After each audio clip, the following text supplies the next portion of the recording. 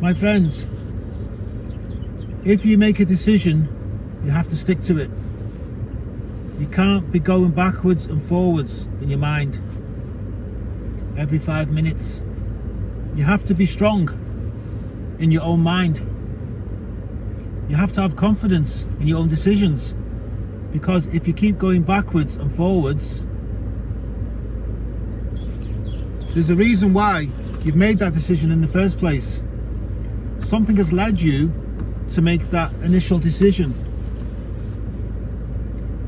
Either you've made a decision for good or for bad. It can be in your work, it can be in a relationship, it can be in your family, it can be with your friends. In some kind of situation in your life, you've made a decision and you can't allow someone to change your mind. That's why you should never look back. What happened to Lot's wife when she looked back? Looking back doesn't really help you, does it? It's like trying to unscramble an egg. It's not going to happen. It's pointless. Somebody who's not sure in their own mind won't know if they're coming or going. Someone who's unstable in all their ways isn't going to help themselves at all. You're not going to give confidence to yourself, are you? You're not going to help your own future. You're going to get yourself back to square one again, where you was a few years ago. You were making progress, and then you let those thoughts creep back in to your mind. Sometimes that thought can come from the devil. Sometimes there's a moment of weakness leading you back to a situation that you wasn't happy in before. But you knew all of this anyway. So you don't want all those feelings to come back again. Do you want to go forwards? Well, it's about being strong and not being weak. People go back on their decisions because they're weak, because they have moments of weakness. Maybe it's for a financial reason, maybe it's because of a lack of self-esteem, maybe it's because you feel lonely. If you truly depend on God for everything, you won't need to go back on your decisions. You won't need to fear the future. That's what it comes down to, a fear of the future. You're imagining yourself in the future, but your mind is playing tricks on you. You're saying to yourself, am I going to be okay on my own? Is this decision the right one for me? You know that you're feeling scared. You've got your doubts, you've got your fears, and this world isn't really a very welcoming, friendly place. This world is very impatient. This world is basically full of evil people. Not all, but full. So we always feel like we're on our own. We always feel like we've got no one to turn to. Even people don't want to turn to their own families, because your own family can be against you. True or not? Then we forget that we should trust in God. We should pray, because the majority of the chosen ones are walking it alone in this day and age. I'm not saying all, I'm saying the majority, because the world is against us. We don't agree with the behavior of the world. We don't actually like the world. So why would we trust in the world? Why would we ask the advice of worldly people? This is why we have difficulty sometimes moving forwards. This is why we're afraid, because we know if we make a wrong decision, there's going to be so many people waiting to laugh at us. There's going to be so many people waiting, and then they'll say, oh, you see, I told you so. Where's your God now? I thought you was with God. I thought he was going to help you. This is the type of thing that people will say. That's why a lot of the chosen ones a lot of the elect are very wary, are very cautious about making the decisions because they don't want to mess up. They know that they're being monitored, they know that they're being watched, they're being scrutinized.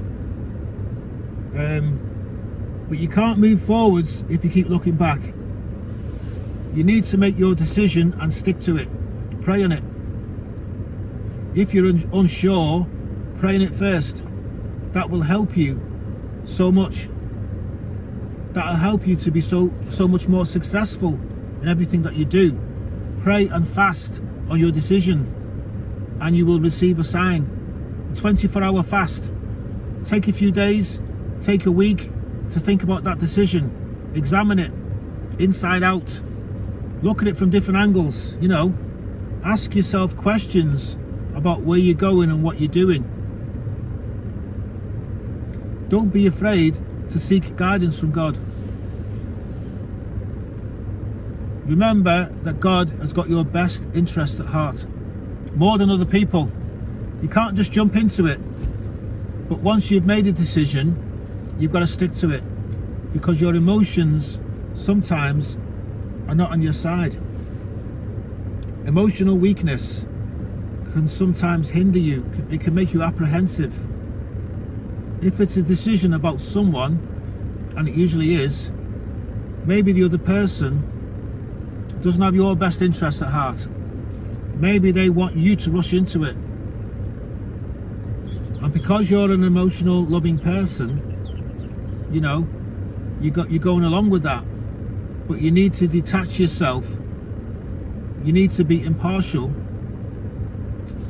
to that emotional bond for 1 second. You need to look at it from a different point of view. Because maybe that person doesn't have your best interests in their heart. They want to get the advantage over you. The emotional bond that you have with the Lord Jesus can never be broken. That comes first and foremost. So whatever thing that you're going into that's preventing you from having a full and proper relationship with Jesus, something is wrong. The alarm bells should be ringing, because he's the one who can help you for sure. He's the one who can save you. All things come through him. As for that person that you're unsure about, or that situation that you're unsure about, whether you break up, whether you move on, whatever, you need to make sure that you're serving your God first of all. Your decision is serving your God. It's in alignment with what you believe. Because if it isn't, if that thing that you're going into, if that thing that you're going to make commitment to is not in accordance with your spiritual walk, then it will be a hindrance to it, for sure. Is that new person draining your energy? Are they helping you? Are they for you, or are they against you? You know, I've got so much experience with situations, overcoming situations and things, overcoming difficult, heartbreaking situations in my life. So much experience. That's why I've got this channel. You might have seen in the last video, I put my heart on my sleeve. I say it as it is. And I'm only helping people. Not everybody can help themselves in this battle. This battle called life. Not everyone can help themselves. Not everyone's got all the tools in the box to help themselves. Sometimes people are alone. They've grown up in foster parents. They've grown up in orphanages. They've grown up with dysfunctional parents. I've even spoke to them in the comments. So by me giving these talks, it can help people. It can help people a lot. Is that new person that you're with draining your energy? Are they helping you? Ask yourself, are they actually helping you in the years that you've been with them? Or have you gone backwards? Yes or no? We need to know the answer. We need to know. You need to know. You are ready to make a decision. And it means that you're going to have to gather your courage together. You're going to have to get yourself together. Because you are the one who's going to have to make it. Nobody else. Once you've moved on, close the door on that decision and lock it with the key in your mind. You've closed that door. You've thrown away the key. Because if you know where that key is, then you're going to open the door again. So throw it down. Throw it down the drain. Throw it in the trash bin, throw it wherever. So that you won't be going back on your decision. It's like people who get themselves away from a bad situation.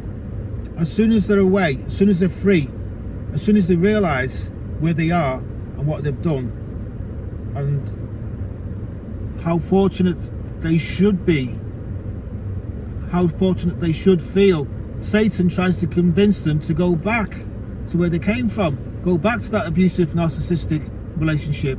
That's not good. That's not good for you. Because you can't even trust yourself in situations like that. Because you've escaped from a situation that was bad for you. You've escaped from an evil place. You've got yourself together. You've got yourself away. And it took a lot of determination and courage. It took years of planning sometimes. Years of planning. And then you've gone back 2 weeks later. You've gone back to a situation. It might be a job. So there's always a reason. Things got so bad. There's always a reason why you decided to quit in the first place. Things got so bad. And all of a sudden you've forgotten how bad things got. And you've gone straight back. And then when you've got back, all of those negative thoughts, all of those emotions and feelings, all of that frustration came back again, but worse.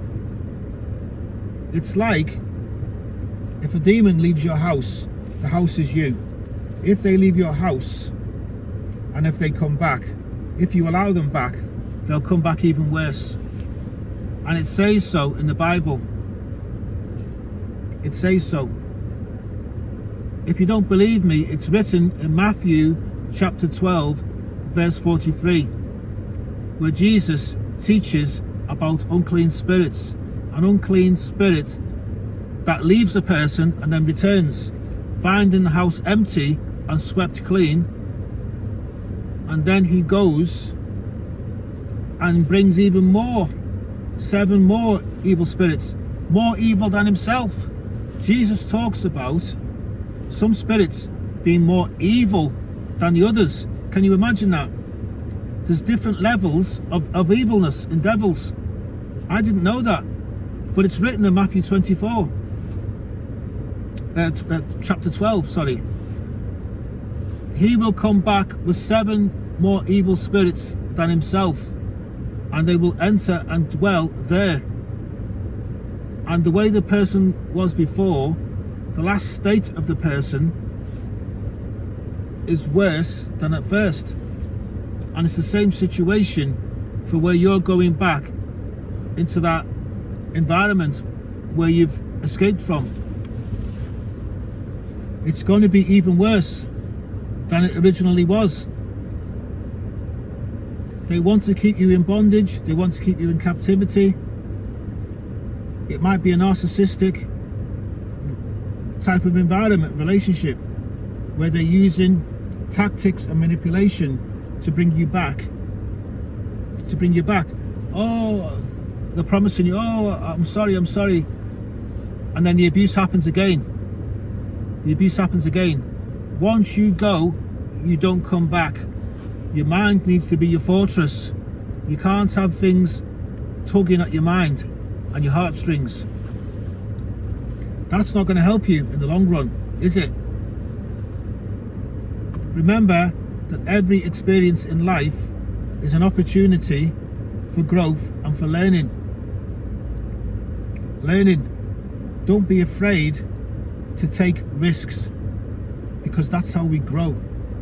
Someone who's afraid to take a risk, someone who's always wanted to play it safe, they're not going to grow, they're not going to develop, they're going to stay at base 1, stage 1. They're not going to move up to stage 5 in their development, and their confidence, their self-esteem is not going to grow.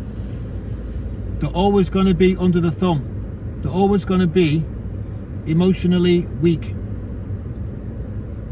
But we have to be wise, and we have to be discerning in our choices. We have to be bold. We have to be brave. We have to be strong. The Lord God always teaches us to be courageous and to be bold and to be strong. That's what he says. That's what he tells us. That's what we have to do.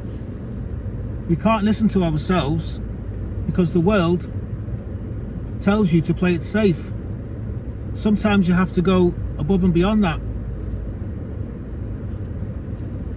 When you're faced with uncertain times and uncertainty, don't second guess yourself. Don't second guess yourself. Trust in the process. Trust in yourself.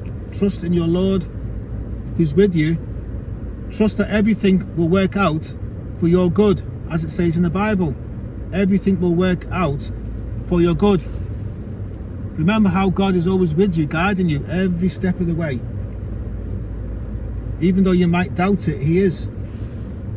Trust him. Very simple. Your uncertainty, your doubts, that's reminding you of your own strengths and weaknesses. But you need to move on from that. You can't be afraid. You can't be afraid of going it alone, because we all have to go it alone. It doesn't matter how many friends that you think you have, right? Your friend is not going to hold your hand every single day, are they? Every single moment of the day. So we have to go it alone. That's what we have to do. But we can seek the wisdom of God in our daily battles, in our daily walk, in every single negative situation that we come across, and even the positive ones. We have to make decisions, and we have to use our faith, and we have to trust in God. We have to trust in our sovereign God for all of our lives. We have to trust that he has a plan for us, and that he will guide us through the valleys. Through the valleys and the pitfalls. He's going to be there for us through difficult times, because we live in a difficult world. Anyone who says this world is great and it's easy is a liar, because it's not. As it says in Proverbs chapter 3 verse 5, trust in the Lord with all your heart and lean not on your own understanding. In all your ways submit to him, and he will make your path straight.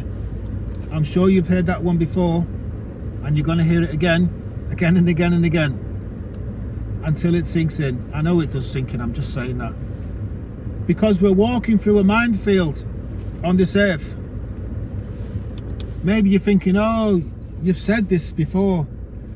Yeah, I'm saying it because it's important, and I'm going to drum it in. I don't care about likes, I don't care about subscribes. I'll say it for real. I'll say it as it is. That's what this channel's all about. You may have noticed that I'm not all singing and dancing. I'm not telling you to buy my baseball caps and my t-shirts. I don't even have any. There's no merch. I'm saying it as it is, because these are the real issues. These are the real things that will get you through. These are the real issues in life. These are the things that will motivate you in life, that will encourage you, that will keep you walking straight, that will make you realize that you're not alone, that will make you stop wanting to give up. The fundamental things that will make you into a strong person for this life, that will equip you to move forwards in this life. This is what this channel's all about. Just because you're a Christian, it doesn't mean you're not going to get stung. Because we're not got to be alert. We have to be sober. We have to be awake. We can't let someone come under the radar. That's what the devil does. He'll slip in under the radar. We've got to be watchful. That's why we need to play it straight and play it true every day.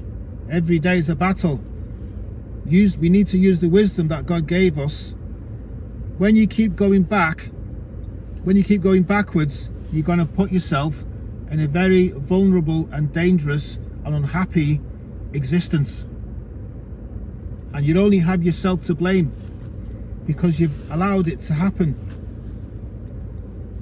Why do you want to go back? Why do you want to go back? Why do you want to keep going backwards? That's what I would ask someone. Don't go there, okay? Don't go there. Listen to God that's telling you. You must have heard the voice in your head. You must have heard it. There's something saying, don't do that. You're doing the wrong thing. Don't do that. Don't. But you just do it anyway. And afterwards you'll say, why didn't I listen to that voice? Why didn't I listen to that voice? You should listen the first time. But don't forget, God gave us a free will. He can give us advice. He can give us positive and good advice. The devil will give us negative advice. God can get into your head and Satan can get into your head. And you know the difference between the two. Of course you do. You know when God's speaking to you and you know when the devil is speaking to you. Because nothing good will come from the devil. Yeah? Listen when God is telling you to do something because it's for your best interests. Thank you so much, my friends, for listening to this video. Have a great weekend. I just want to show you the snow. I hope that God will bless you so much in this new year in so many ways. I'm not talking about financial blessings. See that? It's very, very cold at the moment. I hope that God will bless you in so many ways. In your joy and your happiness, in your contentment, in your life, in your strength, in your health. I want Him to bless you in so many ways. Thank you for staying with me, my friends. Shalom. See you next time. God bless. Bye-bye.